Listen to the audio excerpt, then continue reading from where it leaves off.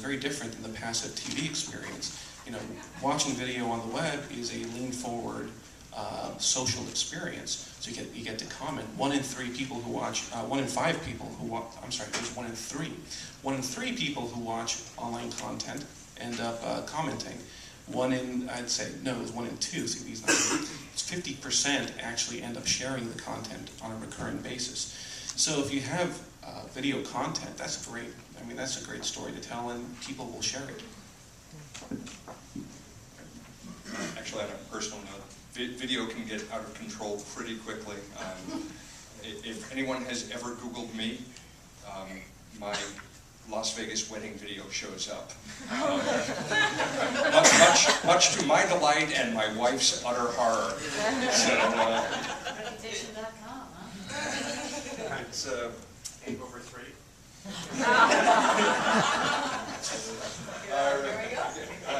On this subject, how important is video content in the world of social media, and how do you go about building a presence if you're not? Yeah, I'll take this. Just to back up what I mentioned a bit. A lot of times we think about Twitter as far as the followers. Everybody's talking about Twitter, all these followers. Well, YouTube is a Twitter of sorts. I mean, they have their own follower system. Of course, they call it the subscriber system. And if you look at the top 100 or top 1,000 top subscribed YouTube broadcasters or content creators, these people are extremely influential. And so a trick to possibly expedite the growth of your content or your online presence via your content is to maybe reach out to some of these, let's say, YouTube broadcasters. Maybe get involved, maybe work on a project together, or at the very least, show them your content. They might even give you a shout out. There's tools in the YouTube system that allows people to actually promote your, to endorse your video. And believe me, that's a huge tipping point in terms of viewers. I mean, a lot of these top 1,000 YouTube broadcasters have hundreds of thousands of followers and subscribers who are notified via email every time they do anything on Twitter, anytime they write anything, anytime they endorse anything, anytime they upload a video. So if you want them to endorse your videos and work with you, there's a real chance for that. And before you know it, 500,000 people know about your video. And, so the idea of courting influencers should be part of an overall engagement strategy, right? So the engagement strategy is, how does the brand engage with partners or engage with consumers or engage with customers? How do the customers engage with each other, or how do you want them to be engaging with each other? And then how do you find influencers in any of the other channels and engage with them and enlist them, like Wing says, stand next to them. How do you enlist them to be part of your overall strategy? So that can all be thought out in planning. You really want to think about this. You don't want to overthink it, but you do want to say, what's our goal here, and who are we trying to reach, and what do we want them to do when we reach them? For some brands, sharing is a goal. If you pass it on, that's the goal. But most of us are in business where money's involved. There's a transaction somewhere in the stream. So how do we turn these engagements somewhere down the line into a transaction? And we can't guarantee that, but we want to be thinking about it. Because one of the things that is beginning to happen is somebody will get a ton of views on a video, and there's no dollars to back that up. And now what analysts and what the agencies and everybody is starting to look at is, well, what have we really gained here? If what we were looking for was buzz, we got it. Okay, so check the box. But if what we were looking for was buzz plus a revenue bump, we've got to look at how those two things link. The old saying, we hire people that are better than you. A good friend of mine, Herschberg, who works for a company called Platinum Rye, the things that he does are out of this world in terms of doing the video. It's not about just creating, it's exactly what he's talking about. He has done some amazing things with almost no budget by hiring and partnering up with the right people.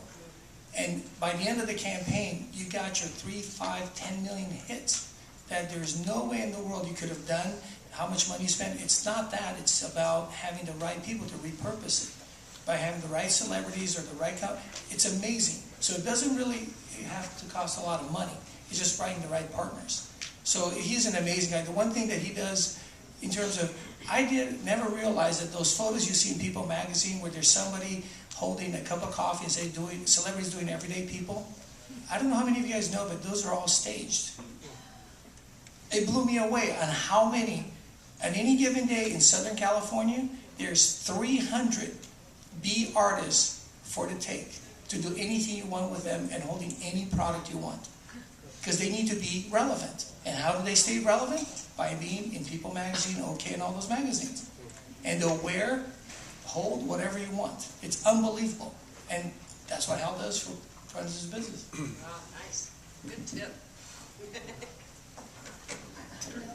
In creating video, it doesn't just have to be you either. You can crowdsource. Crowdsource is when you put a call out to the community and say, we have this project, or this is our goal, or we're thinking about doing such and such. Send us your video, and then we'll let the community make the judgment on this. So that's the way to get people involved, because ultimately in social media, the magic happens is when they all talk to each other. So again, user-generated content. If you put something out there, ask them to do some mashup with it or something, or make their contribution, or alter it. What would they do with these elements, and so on? And it's again about telling the story.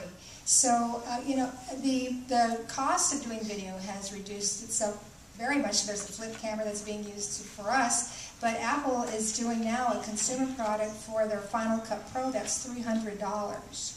And so that is very affordable for the consumer to start doing some of their own editing and getting that in your company if you have a team that can put that together. So video in itself is changing and it's more affordable, but try to get your followers and your friends and everybody else out there in your communities to work with the video too. I think the last point, and Wayne said it earlier, especially in our business, no 21-year-old wants to hear from me how cool internships are. But if their friends say it, and if they're passionate about it, and they've uploaded a video to YouTube about it, 9 out of 10 people are not only going to listen to that, they're going to tweet about it, they're going to talk about it, they're going to refer their friends to it, and they're probably going to comment. So video is great. It can also be very expensive and time-consuming unless you have your champions doing the video for you, which is, frankly, a much better return on investment to begin with. On the subject of that, and I'll just... You owe me $1 for that segment. There we go. Yeah. Who wants to dive in and tackle it? By the way, when I crowdsourced the questions, number one question, about 80% of the people who responded in some flavor or another asked, how do I calculate ROI on this? So who wants to dive in? Go for it. We'll start on this. And I have a great example of this. Charlie Sheen. Personal judgment aside, he was actually paid almost 6 figures by internships.com to post an internship position on their site. He had 84,000 applications in the next 72 hours. Wow. Now, the funny thing is, internships.com got a huge spike. Not only from the people applying for the job, of course, but through the press and all that. But a month later, they have nothing beneficial to show for that scheme. Nothing. So their visitors, once the spike went down, did not increase. Their revenue did not increase. There was almost nothing to show for it except it was a little buzz. And if that's all they were going for, that's great. But I have to think at 6 figures, they were probably looking for a little bit more. Well, I can speak to a project I worked on last year with Audi, and it was for the Super Bowl campaign last year. And ultimately, the ROI that was defined, and this is the main thing, define your ROI, because it's different for everybody. For some people, it'll be building buzz. With other people, it'll be driving foot traffic into a store, or to a dealership, or so on. Making that decision, that exchange. For Audi, they were so not even included in the social media conversations, so their goal was to create buzz about the brand and have a presence in social media. With that being their ROI goal, it ended up creating a 25% bump in foot traffic in the dealerships. And it also increased the traffic to their website. So there is this halo effect that can happen if you're looking at your ROI as buzz. So that's the thing to be aware of when you're making decisions, is that sometimes maybe it's not a direct, where's the dollar right away, but it can come in from the sideways. So, just be really clear about what your ROI is and then see what happens. Yes, I totally agree with that. Defining what the ROI is essential, because if your goal is buzz, there's plenty of tools out there to figure out if it was a successful campaign or not. Social media is fantastic for traction and buzz in that sense. How you transition it to revenues and things like that really depends on the product in a lot of ways and what you do once you drive the traffic to your site. But I would go as far as saying there's a lot of tools out there that will make it easy for you to figure out what the buzz is. For example, one of the tools that we use is, I would suggest that everybody here have this, Google Alerts. If anyone has used this or hasn't used it, definitely look into it. Google Alerts are basically every single day when Google indexes their results, they will basically send you an email telling you how many times your name or some key phrases that you've subscribed to were used. So in our case, VOKLE, we basically track every single case where that's been mentioned online. And they also track Twitter now, so you'll basically get an update every single day on how much buzz was generated. There's plenty of other tools that I'd be happy to go into, whenever we are. Yeah, I compiled that. The slide deck, complete with a list of tools that everybody recommends, will be available. Absolutely. Well, again, it's hard to measure ROI from the way we do it, because it would be really easy to basically, like the old way, we send out a coupon, how many return. You can do the same online. The online basically allows you to do it at a fraction of the cost.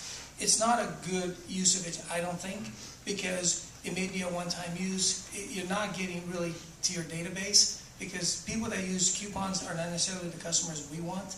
So I find it to be a much better way to what I call network, because companies like today that I can do things with, I'm doing things with Visio, I'm doing things with Microsoft, I do things with Monster. It puts us in a whole different category, because we're really good at what we do, which is branding and making it fun. So companies, I hate to say Microsoft may not appear to be that much fun, but they just came out with their new game, Connect. So we're going to hopefully do some things with them at E3 that would be really fun for our brand, but take maybe a little bit of the Microsoft Office and make it more fun to connect.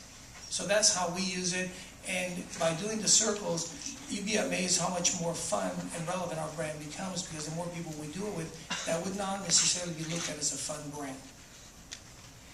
So I forgot to mention that I'm a contributor to Huffington Post, and I just wrote an article called Who Says There's No ROI in Social Media? So feel free to go look at that, but it tells a story of I had some car trouble, I tweeted about it, a competitor intercepted my tweet and offered me a loaner, and my car company may lose a customer based on what happened. And so who says there's no ROI in social media? But that's not kind of what we're really talking about when we say ROI. We want the measurable ROI in the traditional sense. So we want to think about the things everybody said here. Jeff Hazlett, who was the chief marketing officer of Kodak, used to say it was return on ignoring when you relate to social media. If you don't pay attention to the sector, you're going to pay a price, a negative price. But there are some really good tools, and I know Todd asked us to put them out there. How many people here use Salesforce.com? Okay, so you know that Salesforce just bought Radian 6, and Radian 6 was a startup measurement company for social. It's less than a couple years old. And there's a reason a public company, Salesforce.com, bought a social media measurement company.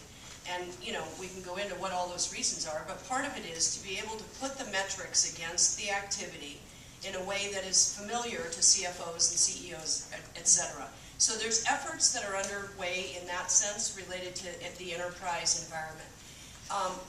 But everybody else is 100% accurate here, that really right now social is about buzz and branding and connecting. And it will evolve and is evolving into measurable return on investment that is related to actual revenue. but we're in the very early stages. If we're on a continuum that's about this long, we're right here, right now. Think about this. We're like Hotmail in the internet right now. Remember Hotmail? When you didn't have to go to your office to check your email? I mean, that was a revolutionary moment when we could all go have either AOL or Hotmail. That's where we are in social. That's how early we are. What I generally tell my clients is, you're not necessarily asking for ROI, you're asking for a set of KPI. Any marketing people here are familiar with key performance index. So are you looking for buzz? Are you looking for sentiment? Are you looking for traffic? Each one of these things, if you figure out what you're looking for as a KPI, those are much easier once you have a set of metrics there to map against an actual traditional bottom line ROI. All right. Now, once you've built your social media presence, what do you do with it? Who wants to dive in here? Well, I think we've kind of covered that, right? I mean, the idea is that this has to be a conversation. It can't be a one-way. So don't just use Twitter to reprint your press releases, okay? Don't just use Twitter to put, or your blogs to restate what is somewhere else. Use this as a way of engagement, and then it doesn't, then it's not spam. But if you're just still blasting one direction. And again, there's companies like Kodak, Cisco, Intel, using social in really good ways, and they're public companies with a lot of regulation, and they've got SEC, etc. So they know how to do it, and they know how to do it in an interesting way. So you can be conversational and interesting without, being nuts if you're in a public company. And if you're not in a public company, get creative and have fun. So in other words, if you're Burger King with 73,000 locations, each location should not be feeding their daily specials into the same feed? Which is something they were experimenting with, I understand, and pulled the plug on that pretty quickly. So again, although we'll have a list of the available tools, just off the top of your head, best 2 or 3 tools that you can't live without. Let's start with Mark. We quickly learned that one of the best things about Twitter is scheduled spontaneity, which means you can actually use a tool like Hootsuite or socialoomph.com to schedule the tweets that you want to send out that day. And you don't do it, as Beverly just said, you don't do it just to promote your own blogs, but you can actually say it's early in the morning, you're having coffee, you find a blog that you wrote, maybe even a competitor wrote, or an influencer wrote, and you can actually schedule that tweet to go out at 1 o'clock when you know you're going to be in a meeting, and that keeps you on track, that keeps you constantly in the stream. And then especially the more you retweet other people's stuff on Twitter or post on your Facebook page, the more credibility you gain as a brand, and then those people reciprocate. So once again, other people are championing your product instead of you, which again, back to the ROI thing, is huge. So one of the biggest ways we use is social oomph, just to constantly be in the stream, regardless of what the team schedules are. Just at the very basic level for Twitter, we like code tweet because you can have more people than one person handling a Twitter account. So you need to be able to manage that, because some people are going to be doing around-the-clock tweeting, and then you have different people to put on the project. You can do that with code tweet. TweetDeck is a way of managing and looking at all the different words that you're watching for your brand. Also, Pitch Engine. Pitch Engine is a very little-known secret. It is the social media press release. It's templated, it's free. There are some fee-based services, but it is phenomenal in building awareness and buzz for your events, for your brand, for you personally. Very few people know about it, and those are some of the gems that I like to use. Yeah, we use TweetDeck a lot as well. There's also a web-based version called Hootsuite. So both these tools are fantastic for just basically tracking phrases constantly on Twitter. So I mentioned Google Alerts previously, but that's indexed every day. Well, the beautiful thing about TweetDeck or Hootsuite is you will be notified immediately when somebody mentions your company name or whatever phrases that you're tracking, and you'll be notified on your desktop instantly. So, and that's powerful, because tracking certain phrases are essential if you want to basically respond. Because if you don't respond fast enough, your competitors might. So those are essentially, that's like an alley-oop. All you have to do is, dunk it. And that's what I look at it as. And so, in a lot of ways, TweetDeck, Hootsuite are great for Twitter. Google Alerts are fantastic just to track all across the web any blog posts, any mentions. If you want to find influencers, I mentioned WeFollow. Also, there's a site called Klout, Klout, and Klout will basically tell you who are the most influential people on Twitter based upon their metrics, and you can kind of dig deeper and find people. Those are the big ones, and of course, it goes on said that we use Google Analytics and track that very closely as well. Oh, I'll mention one more, which is Bitly. Bitly is fantastic for it basically shortens your URLs so you can tweet them. But the nice thing about it is Bitly has built-in analytics, so you get to track who's clicked on your links every time you posted it on Twitter, where they found the link, and who they are, and fantastic analytics. We even end up using Bitly short links on our own blog posts as well, because those analytics are valuable. bit.ly. bit.ly. There is also it'll be on the deck. We can actually, if you want to jot it down now, you can download the deck, complete with that, at the PowerPoint deck. So you're going to go to http://bit.ly/G_C2011. Could you say that again, please? Sure. It's bit.ly, so bit.ly/,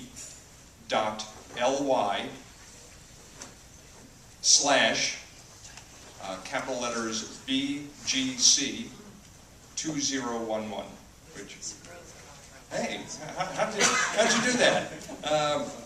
By the way, on Bitly there is a professional version which is in open beta right now and offers a lot more tools. So sign up now before they start charging an arm and a leg if you're going to use that one. And the other one we talked about, tiny URL, same idea, but question, how many alumni we have here from USC?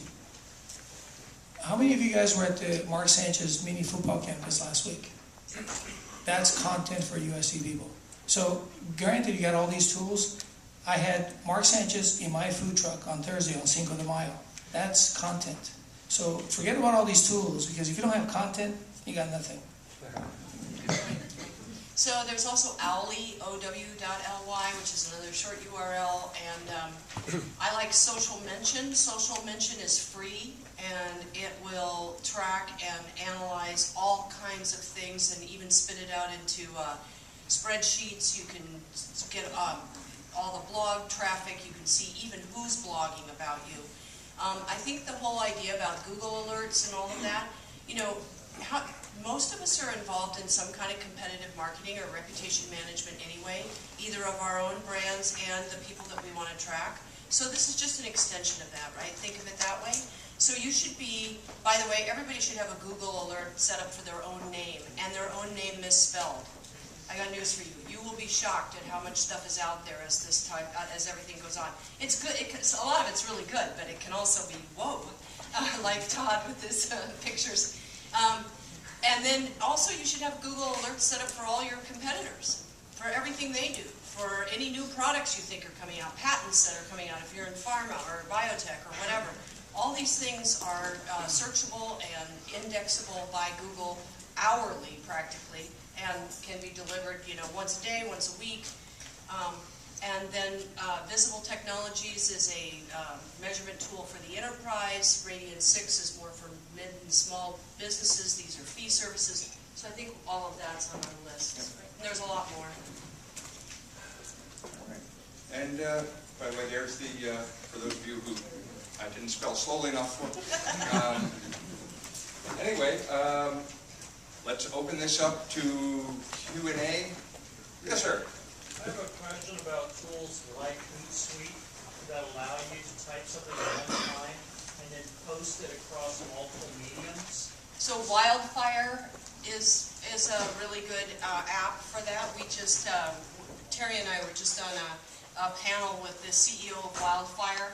It's really hot. Thank you. My question is, Oh, I'm sorry. that's okay. My question is, some people argue that that's not genuine because you're blasting something across multiple mediums. And other people go, no, it's just the way things are in order to not spend your whole day behind the keyboard. So as far as being politically correct, do you think that's a cool thing or a bad thing using those tool sets? So, go ahead, Teri. It depends on your message. Because the same conversation or message you're going to have on Facebook and Twitter, or Facebook, may not be what you put on LinkedIn. For instance, I used to do that. I used to link everything together. And then I was called to an event at the Playboy Mansion. And so it didn't look really good putting those photos and comments on LinkedIn. It was okay on Twitter and on Facebook. So you make a decision for yourself what your goals are. If it's Twitter and LinkedIn for business, then link those together, and you can maximize your time and maximize your time and minimize your time, both of those things. If it's going to be more conversational, then Facebook. But I think then it's more customized, and then you don't have that appearance of being just a cookie cutter sort of social media message. We, to that point, at U-Turn, we made the conscious decision not to cross-post anything. Because the content is so different from channel to channel that it's almost impossible not to be labeled a spammer. And once you're labeled a spammer, it sticks with you for a long, long, long time. It's absolutely not worth it. Spend a little more time, bring on some more personnel, do whatever you need to do, spend an extra half an hour a day, avoid being called a spammer. And sometimes that's what the cross-promoters, the cross-posters, that's what it comes across as. No matter what our intention is, if people see the same thing all the time on LinkedIn and Twitter and Facebook and everywhere else, you're a spammer. There's really no shortcuts right now on social media. People will say all the time, can't I get an intern to do my social media or hand this off to marketing or customer relationship management? The answer is, you need to know how to do this. You, the CEO, the CFO, the CMO, you need to know how to do this. It can go somewhere else ultimately, but you need to understand how all of this interacts. There's a fabric to it. Then, with the question of, can I automate? In some cases, you might be able to if it's information that you want to send out everywhere. As Teri said, it could be either way, but you'll understand why that decision is made that way. Along similar lines, what would you guys recommend as a good frequency for each medium? Facebook, Twitter, would there be different frequencies? And if so, what would be a good range? You don't want to do it every day or a couple times a day, or? There's a guy on HubSpot, and if you don't know about HubSpot, you should know about Mashable and HubSpot are two websites you should know about. His name is Dan Zarella, and he does these things called the science of. So he does the science of timing on social media, and you can get his webinars, they're free, you can just download them. It's really interesting because he talks about that. Just say real quick, the guys that do it for our company, I'm just a surface guy. I invite the guys to come to the event, let them do the work, because they don't want to hear from me anyway. They're on it 4 to 6 hours every day. And if you're not, you're going to drop down and you're going to be irrelevant. So if you're going to do this, yeah, you can mobile, whatever instrument you use. But when people talk to you and you don't talk back, you're out. So as much information you go that way, it's coming back to you. And if you don't engage, you're done. I think I sent 2 tweets while on this panel. Jeez. I did. Which analytic tools are free? Social Mention's free, and Clout is free, and Bitly and Owly are free. Tracker is free. There's a lot there. Google Analytics is free. Google Analytics, Facebook Insights, they're all free. Okay. As a business advisor, what book would you recommend to CEOs that would educate them on what's happening today? Here you go, Beverly. That's right. It's right there.